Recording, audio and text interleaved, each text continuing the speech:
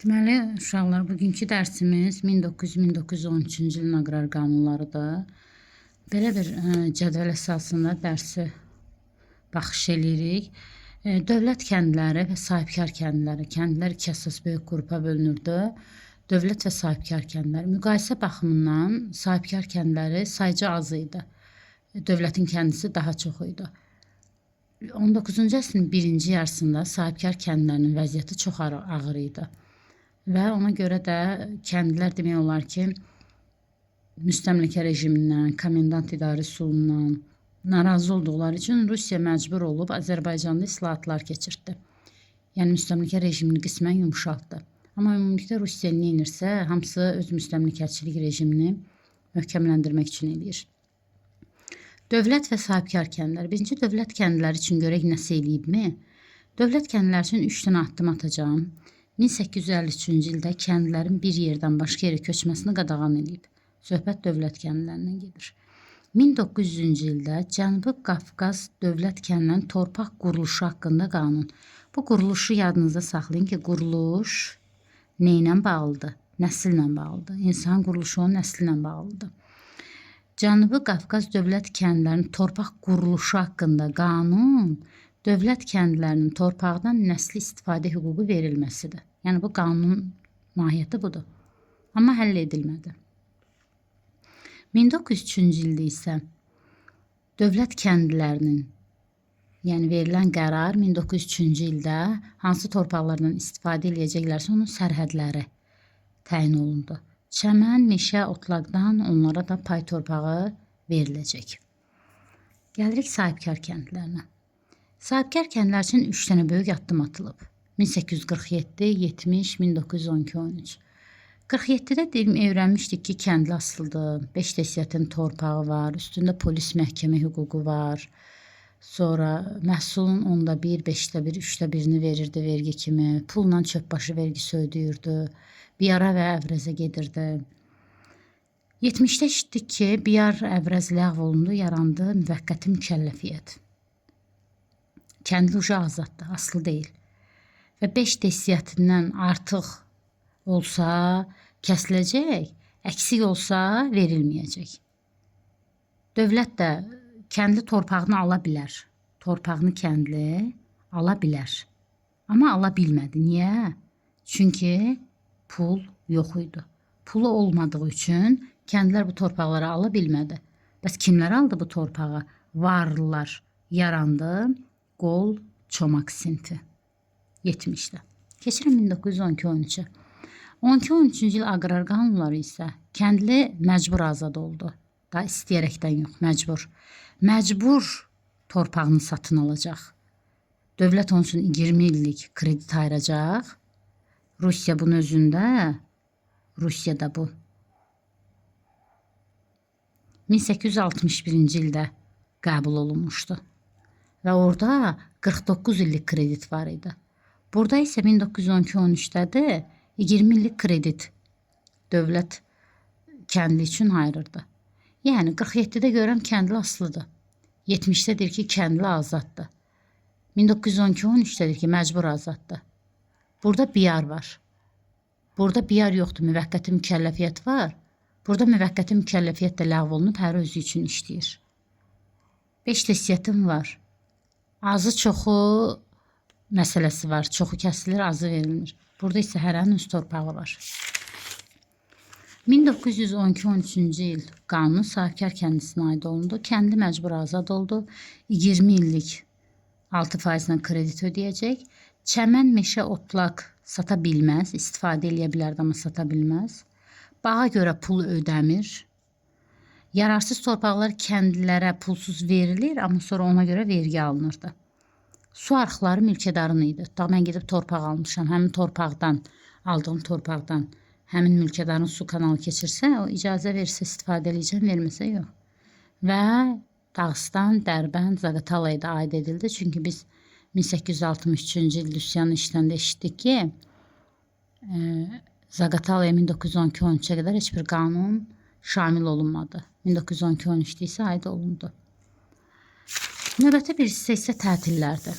Var üsyan, var tətil. Üsyan elə Azərbaycanda İran Zun dövründən başlayıb. Yəni ilk dövlət yaranandan üsyanlar.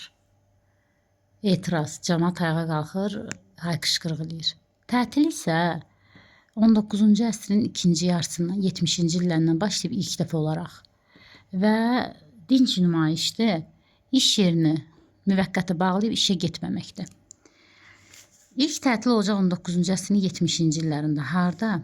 Bakıda, yəni neftin olduğu yerdə, Şəkidə, yəni ipəyin olduğu yerdə, Gədəbəydə, yəni misin olduğu yerdə. Ancaq iqtisadi tələblər istəyirlər. İqtisadi tələb də odur ki, maaşımız artırılsın, evimiz olsun. Yəni özünə uyğun da, siyasi yox da, dövlətdə biz oturaq, dövlət niyə belə gəldi, niyə elə getdi söhbəti yox, ancaq iqtisadi tələblər. 1895-ci ildə Bakıda ilk mütəşəkkil, yəni birlik olan bir tətil başladı tütün sahələrində. Nəticə şəhərdə hərbi vəziyyət elan olundu. Yəni tətilin qarşısını almaq üçün. Amma yeniyetmələrin elə bir maaşı qismən artırıldı. 20-ci əsr başlayanda 1902-ci ildə, yəni böhran idi bilirsiniz, 1900-1903 böhrandan Azərbaycan bütün sahələri əzab çəkmişdi, görmüşdü. 1902-ci ildə açıq siyasi nümayiş. Baxın nə deyirəm. Siyasi nümayiş. Amma birincidə nə dedim? Dedim ancaq iqtisadi tələblər irəli sürürdülər. Yəni 19-cu əsrin sonu ancaq iqtisadi tələb irəli sürürdülərsə, 20-nin əvvəlində həm siyasi, həm iqtisadi tələblər var. Bakıda yaşasın azadlıq, görürsən ki, siyasətə qoşulurlar. Yaşasın azadlıq, rədd olsun mütləqiyyət şüarları ilə çıxış edirdilər. 1903-cü ildə isə ilk ümumi tətil baş verdi. Ən güclüsü budur. Üsyanda fəhlələr birləşib özləri üçün fəhlə hökuməti yaratdılar. Tələblər olundu, 8 saat iş günü istəyirlər, maaşın artırılmasını istəyirlər. Bu da qismən yerinə yetirildi. Elə bir ki, bax, birinci tətil 70-dədir. Nəticə görmürəm.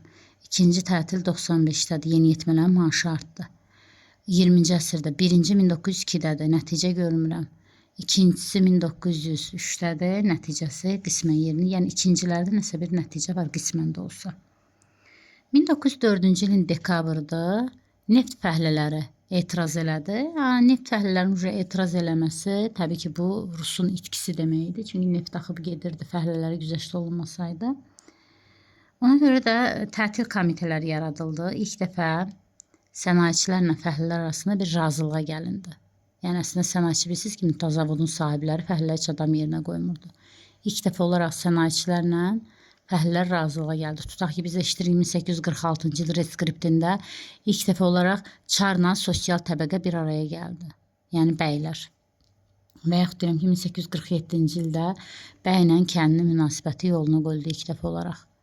Eləcə də burada da 1904-cü ildə də Mazut Konstitusiyasında həmçinin ilk dəfə olaraq zavodun rəhbərləri sənayeçilərlə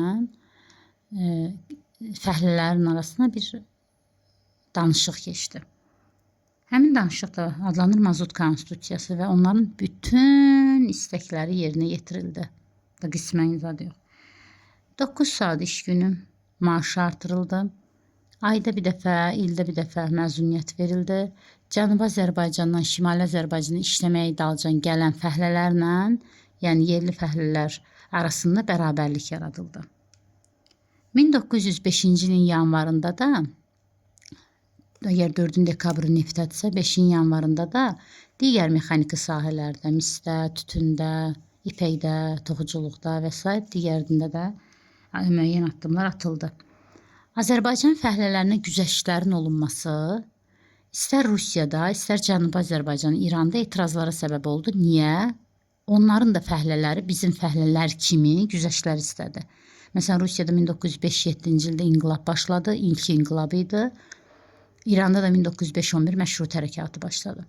Yəni bizim fəhlələrimizin istəklərinin həyata keçirilməsi istər Rusiyada, istər İranda onların da fəhlələrinin istəyinə səbəb oldu və bu da inqilaba səbəb oldu. Rusiya da inqilabın olması bizi günahlandırdılar ki, biz yəni belə eləməsəydik nə Rusiyada, nə İranda inqilab olmazdı. Bu da təzədən qayıtdı özümüzə, bizi günahlandırdılar. Bu da Azərbaycanda müstəmləkə zülmünə. Yəni mən Rusa dedim ki, sən məni niyə günahlandırırsan ki? Sən mənə zülm eləmisən ki, mən səsimi çıxarmışam da. Deməli, bu da Azərbaycanda müstəmləkə zülmünə qarşı azadlıq mübarizəsinə səbəb oldu. Yenidən tətillər başladı. Elə bir bizə tətil oldu, güzəştlər elədilər. Bizim olunan güzəştlər Rusiyada etirazla qarşılandı. Oradakı inqilabda yenə bizi günahlandırdılar deyə yeni tətillər başladı. Tətillərin qarşısını almaq üçün, yəni ikinci partiya tətillərin qarşısını almaq üçün 1905-ci ilin 1-ci 15 fevralından başlayın, birinci bu yazılmalıydı. 15 fevralında Bakıda general qubernatorluğu yaradıldı. Yəni tətillərin qarşısını almaq üçün Rusiya Bakıda general qubernatorluğu yaratdı 1905-in fevralında. Sonra 1905-ci ilin oktyabr ayında bizi susturmaq üçün manifest imzaladı ki, Azərbaycan dilində qəzet çıxsın, jurnal çıxsın, məktəbiniz olsun, mədəniyyətiniz olsun, susun da. 1905-ci ilin noyabrında biz Bakı Fəhlə Deputatlar Sovetini yaratdıq. Amma Rusiya həmən bunu 1906-cı ilin 23 fevralında ləğv elədi. Baxın, ardıcıllıq belədir. Birinci budur. İkinci budur. Üçüncü bunu götürürəm. Birinci nə oldu? İkinci etap tətillərimiz başladığı üçün inqilabdan sonra Bakıda general qubernatorluğu yaratdılar ki, tətilin qabağını alırlar. 1915-ci ilin fevral ayında. Sonra keçirəm oktyabr ayında mənim üçün manifest imzaladılar ki, Azərbaycan dilində söz azadlığı, vicdan azadlığı, nə bilim qəzetin, jurnalın, məktəbin, mədəniyyətin. Gördülər, yenə susmuruq. Noyabrın 25-də biz özümüz üçün Bakıda Fəhlə Deputatlar Soveti yaratdıq. Bax, burada nə yaratmışdıq 1903-də? Adi fəhlə hökuməti. Görürsünüz? Burada daha böyük bir orqan. 1905-ci ilin demək noyabr ayında Bakı Fəhlə Deputatlar Soveti yaratdıq. Lakin 1906-cı ilin fevral 23-də Rusiyanın işinə yaramadığı üçün bunu ləğv elədi. Keçirəm qırğınlara.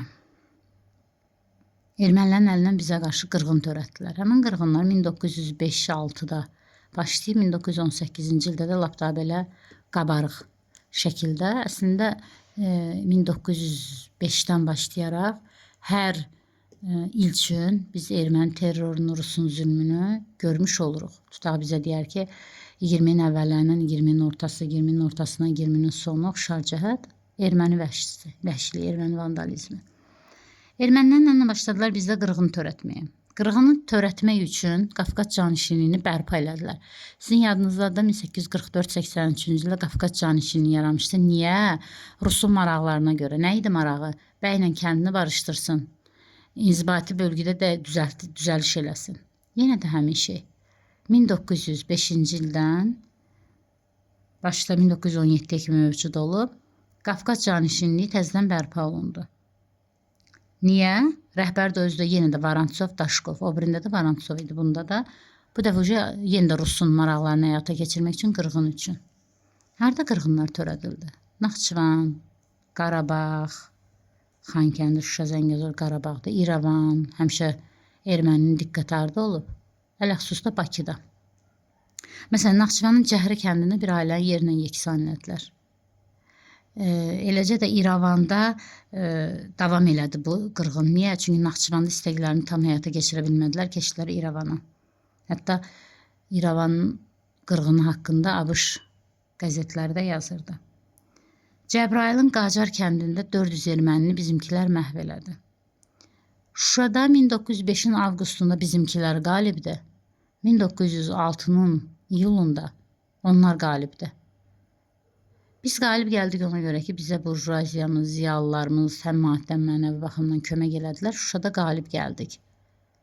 Və 1906-cı ilin iyulunda isə Rus Qalaşapov ermənilərə dəstək oldu. Onun sayəsində onlar gəlib Şuşada qalib gəlib soyqırım törətdilər. Ermənilərin rəhbəri Andronik idi, Azərbaycanlıların rəhbəri isə ən çox Qarabağ bölgəsində Sultanbəy Sultanov idi. Azərbaycan ziyalıları, burjuaziyası bunun qarşısını almaq üçün müəyyən bir tədbirlər görürdülər. Gəldim Mart soyqırımına. Mart soyqırımı 1918-ci ilin 31 martındadır. 31 Mart soyqırımı tariximizə düşüb. 21 Martda da yadınızdasa Cənubi Azərbaycanda idi. Kim törədib? Ermənilər. 1918-ci ilin yanvar ayıdır. Növbəti dərslərimizdə işləyəcəyik ki, Şəmkirdə ruslar var idi.